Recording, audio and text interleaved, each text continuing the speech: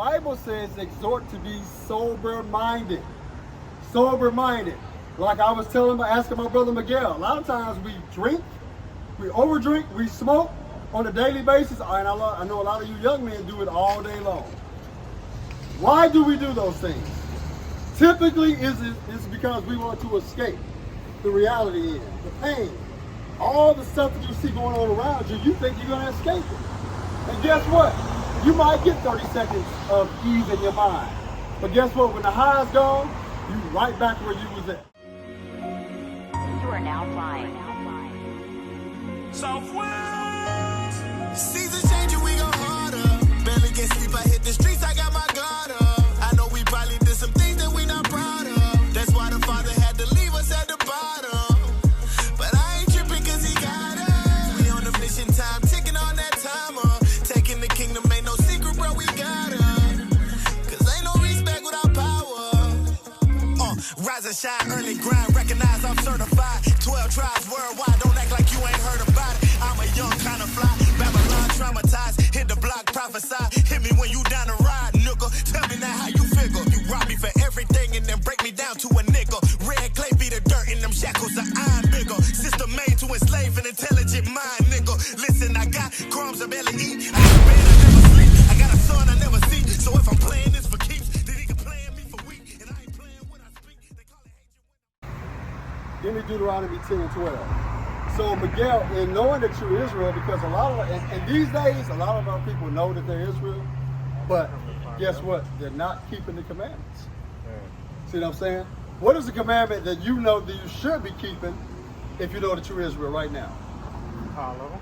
All of them? Okay, I'm gonna make it simple for me. Give me the dress code. So if you look around, you see all these men, see how we're dressed? Yes. And knowing these things, you got to put these things in place. See what I'm saying? Like I said, a lot of our people in this day and time, a lot of our people know we Israel, but guess what? A lot of times they don't give a damn because they're not going to keep the commandments. All right. My father comes from Cuba. What tribe would that be? Cuba. Okay. Look over here. Manasseh. Manasseh. So you would be from the tribe of Manasseh. So this is the name that the Lord gave you. Of course, you probably already know this, right? Or did you know this? Not the name. So your biblical name is Manasseh, all right? But the so-called white man, or the Spaniards, they gave you the name Cuba, all right? Read? Yeah, read that in Numbers. The book of Numbers, chapter 15 and verse 38.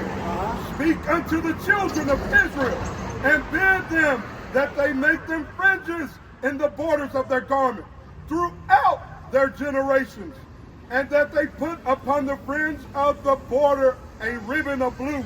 So my brother Miguel, why do you think the Lord would give us such a simple commandment to put fringes on our garments? Recognize who differentiate, whatever the word is, people for people. Okay. So that's one of them, to stand out. Now, but it's also protection to keep you away from sin. Read.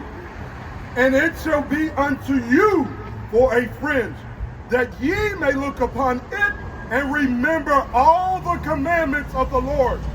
So now, hold on, stop there. So now I want you to think about something. You have a girlfriend? You deal with a woman at all right now? Not consistently. Okay, so let's suppose you started dealing with a sister. Should you lay down with a sister if she's not your wife? So guess what? If you about to have sex with a sister, what you got to do first, Miguel? You got to look down, right? And what you gonna see, Miguel, when you look down? You gonna see these right here.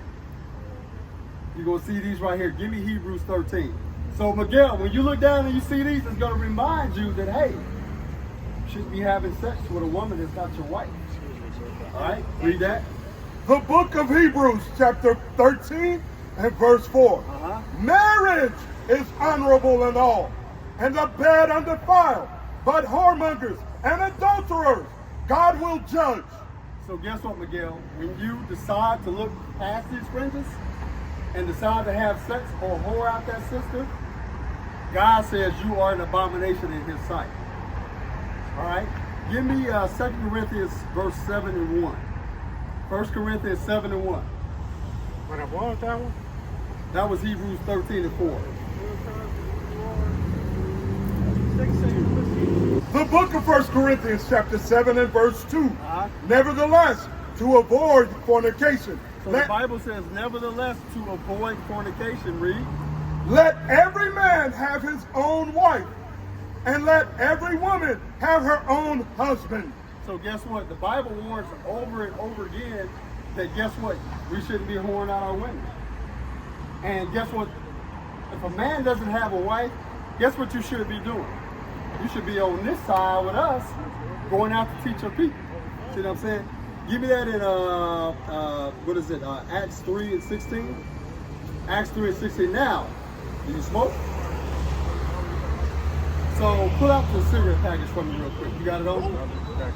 You don't do the back. What do you smoke? Smoke marijuana. Okay. Give me Titus. I'm sorry. Let's go to Titus.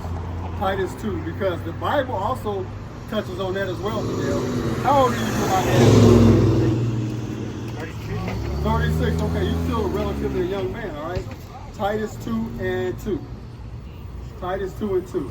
So the Bible deals with how we should be etemized as far as being sober, so to speak, right? Okay, read that. Titus chapter 2 and verse 1. Uh-huh. But speak thou the things which become sound doctrine, that the aged man be sober, grave, temperate, sound in faith, in charity, in patience. Okay.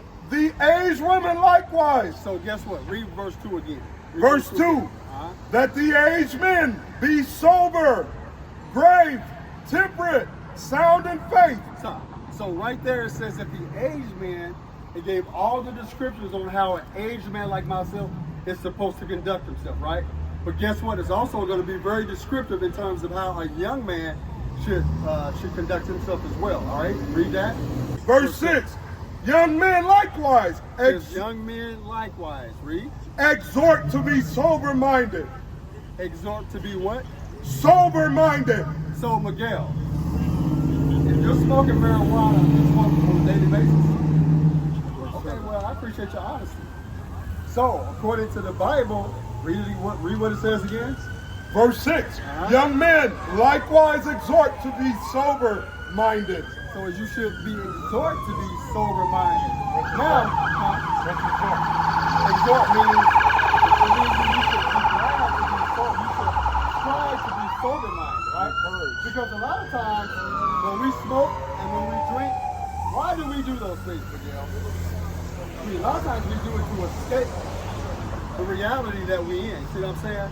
Hey, brothers, how y'all doing? Step on over here. So now we dealing with Brother Miguel about smoking weed.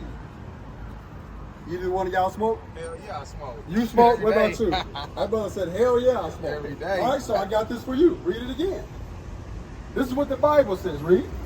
The book of Titus chapter 2 and verse 6. Young men likewise. Stop. Young men, how old are you? 31. How old are you? You said you was 36, right? Read. Young men likewise exhort to be sober-minded. So guess what the Bible says? Exhort to be sober-minded. Sober-minded. Like I was asking my brother Miguel, a lot of times we drink, we overdrink, we smoke on a daily basis, and I know a lot of you young men do it all day long. Why do we do those things? Typically, it's because we want to escape the reality in, the pain. All the stuff that you see going on around you, you think you're going to escape it. And guess what? You might get 30 seconds of ease in your mind. But guess what? When the high's gone, you right back where you was at. That's right. Right back where you started. Then what you going to do? Fire up another.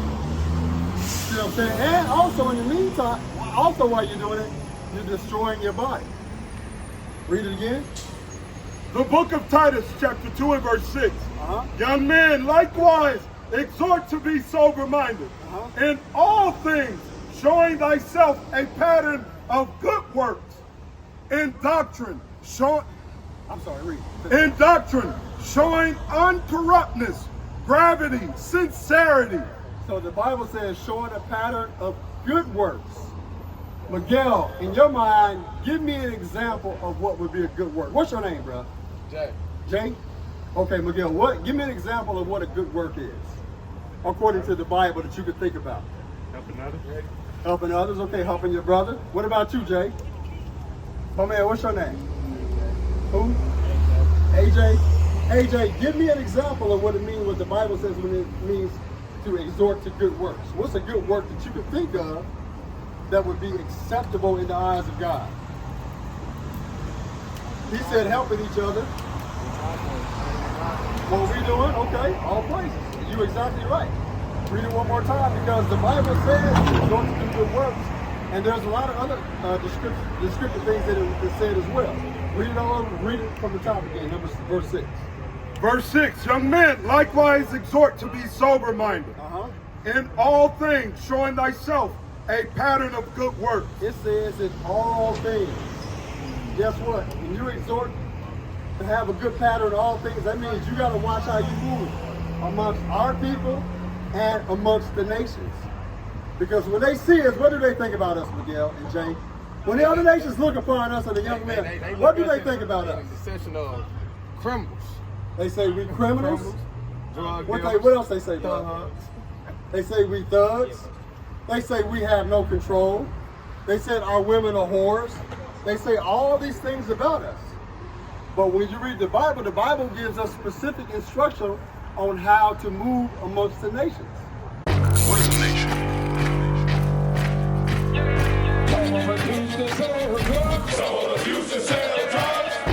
Nation is men leading by example.